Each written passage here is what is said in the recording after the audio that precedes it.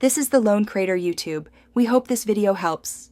Unplug the television and wait 30 minutes before starting any work on the screen. This removes residual charge and lowers shock risk for you. Lay the TV face down on a flat, clean surface with a soft blanket underneath. Gather a Phillips #2 screwdriver, a microfiber cloth, and a 1/2-inch suction cup for lifting panels. Have small containers for screws and a flashlight for tight spots. Wear anti-static gloves if available, and keep children and pets away during the repair. Power the TV on briefly before disassembly to observe symptoms and patterns. Use a high-contrast test image to check for dead pixels and color issues. Swap HDMI cables and test another input to rule out external sources or device faults.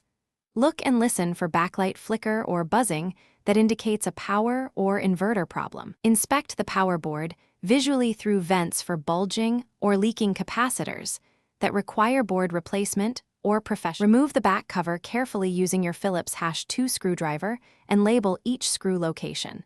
Disconnect the power and display ribbon cables gently, then inspect connectors for loose contacts or debris.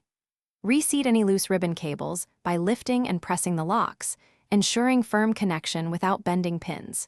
If the issue is a failed backlight, replace the LED strip modules following the panel guide instructions. Reassemble the case and test the screen before tightening all screws and returning the TV to its stand.